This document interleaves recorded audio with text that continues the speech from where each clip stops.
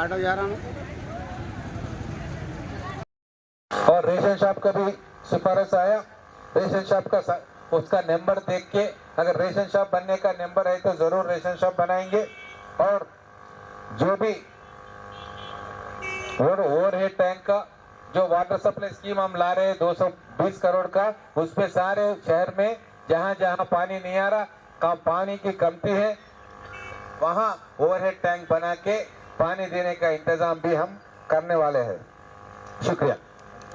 है 27 డివిజన్ అక్కలు చెల్లెండ్లు అన్నలు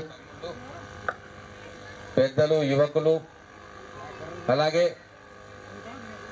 ముఖ్య అతిథులుగా విచ్చేసిన జిల్లా కాంగ్రెస్ అధ్యక్షులు సంజీవ్ ముదిరాజ్ గారు, చంద్రకుమార్ గౌడ్ గారు సీనియర్ నాయకులు, అలాగే మా కాంగ్రెస్ పార్టీ అభ్యర్థులుగా కాంగ్రెస్ పార్టీ నియమించిన 26వ వార్డు అభ్యర్థి భరత్ కుమార్ గారు, 27వ వార్డు అభ్యర్థి అతర్ హబీబా ఫయాజ్ గారు, అలాగే జహీర్ అఖ్తర్ గారు, శ్యామ్ యాదవ్ గారు, వెంకటేష్ గౌడ్ గారు, నరేష్ గారు, పాషా ఖాన్ గారు, అలాగే మీర్ షోయబ్ అలీ గారు. ఒక విషయం, ఈరోజు ఇక్కడ పోటీ 26వ వార్డులో బీఆర్ఎస్ కాంగ్రెస్ మధ్యన.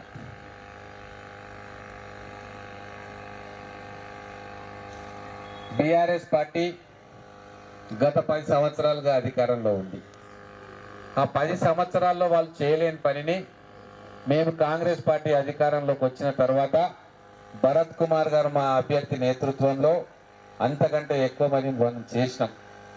రోడ్లు కావచ్చు, సీసీ ట్రైన్స్ కావచ్చు, ఇంకా అనేక కార్యక్రమాలు చేస్తాం. అలాగే కళ్యాణ మండపానికి కూడా మనము శంకుస్థాపన కూడా చేసుకున్నాం. ఇక్కడ 27వ వార్డులో కూడా గతంలో కంటే కూడా ఎక్కువ అభివృద్ధి ఈ 2 సంవత్సరాల్లో చేసినాం. చాలా పెద్ద లిస్టులు ఏం చేసినామని కొన్ని కోట్ల రూపాయలు. ముఖ్యమంత్రిగా రేవంత్ రెడ్డి గారు ఉన్నారు. పనులు శాంక్షన్ చేయించేది నేను, ఫండ్స్ రిలీజ్ చేసేది ముఖ్యమంత్రి. ఇది మీరు అందరు జాగ్రత్తగా వినండి. బీఆర్ఎస్ పార్టీకి ఓటేస్తే ఇక్కడ ప్రభుత్వంలో లేడు, ఇక్కడ ఎమ్మెల్యే లేడు, అక్కడ ముఖ్యమంత్రి లేడు. మరి ఎక్కడికి వెళ్ళి ఫండ్స్ వస్తాయి? ఏడికెళ్ళి ఫండ్స్ తీసుకొస్తారు? అందుకే మనం ఆలోచించాలి, జాగ్రత్తగా ఆలోచించాలి. కార్పొరేటర్ ఎన్నికలు అంటే ఎవరో మన తెలిసిన ఆయనకో లేదు మన చుట్టానికో మన స్నేహితునికో ఓటేసి ఆయన కార్పొరేటర్ గెలిపిస్తే ఆ కుటుంబం ఒక్కటే లాభపడుతుంది. కానీ మొత్తం వార్డు ప్రజలు, ఇక్కడ ఉన్న కుటుంబాలన్నీ లాభపడాలంటే మీరు అధికారంలో ఉన్న కాంగ్రెస్ పార్టీకి ఓటేస్తే మొత్తం మీ కుటుంబాలు బాగుపడతాయి, లాభపడతాయి. రోడ్లు వస్తాయి, ట్రైన్లు వస్తాయి, స్కూల్స్ వస్తాయి. ఇవన్నీ కూడా మీరు ఆలోచన చేయాలి. అలాగే మేము వచ్చిన తర్వాత మా ఆడపిల్లలకి బస్సు ఫ్రీ చేసినాం. అలాగే 200 యూనిట్ల కరెంటు ఫ్రీ చేసినాం. పిల్లలకు మంచి చదువులు చెప్పిస్తున్నాం, కాలేజీలు తీసుకొస్తున్నాం, స్కూల్స్ బాగు చేస్తున్నాం, యువకులకు ఉద్యోగాలు ఇస్తున్నాం, పార్కులు డెవలప్ చేస్తున్నాం. నగరానికి కావాల్సిన అన్ని వసతులు కూడా కల్పించే ప్రయత్నం ఈ 2 సంవత్సరాల్లో మేము చేసినాం. పట్టణంలో ఎన్నో కాలనీలు బస్తీలు ఉన్నాయి, డ్రైనేజ్ వ్యవస్థ లేదు, మురికి నీరు బయటకు పొంగుతా ఉంది. అక్కడ పిల్లలు ఆడుకుంటారు, మన మహిళలు పని చేసుకుంటా ఉంటారు, వాళ్ళు రోగాలు వస్తూ ఉన్నాయి. దాన్ని ఆలోచించి మొత్తం కూడా డ్రైనేజ్ వ్యవస్థను మార్చాలి, అండర్ గ్రౌండ్ డ్రైనేజ్ చేయాలి అని చెప్పి 600 కోట్ల రూపాయలతోటి తెలంగాణలో ఎక్కడ చేయలే మన మహబూబ్ నగర్ కు అండర్ గ్రౌండ్ డ్రైనేజ్ తీసుకొచ్చి ముఖ్యమంత్రితోటి శంకుస్థాపన చేసినాం. ఇది 75 సంవత్సరాలు మన మున్సిపాలిటీ అయ్యింది.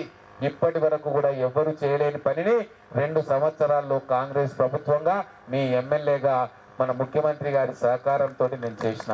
ఇది మామూలు విషయం కాదు. 10 లక్షల పని చేస్తేనే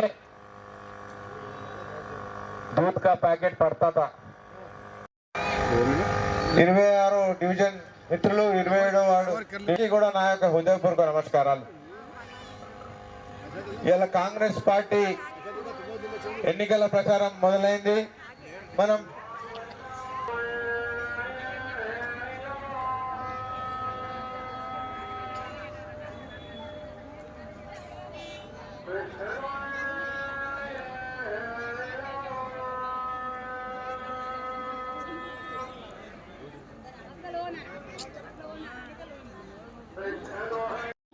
ట్వంటీ 27 వార్డు ప్రచార కార్యక్రమానికి వచ్చినాం.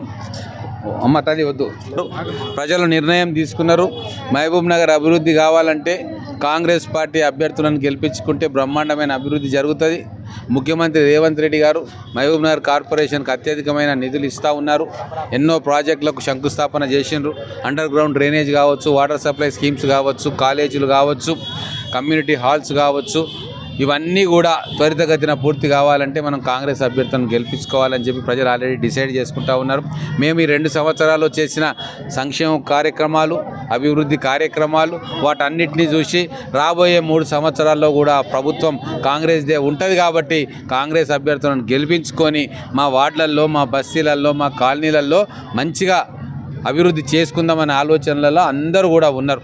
చదువుకున్న వాళ్ళు, చదువు రాని వాళ్ళు, పెద్దలు, పిల్లలు, యువకులు, మహిళలు అందరూ కూడా కాంగ్రెస్ పార్టీ వైపే ఉన్నారు. ఖచ్చితంగా 60 స్థానాల్లో ప్రజాస్పందనను బట్టి మాకు పక్కా అర్థమవుతా ఉంది. 60 స్థానాలలో 50 స్థానాలు ఖచ్చితంగా కాంగ్రెస్ పార్టీ గెలవబోతా ఉంది.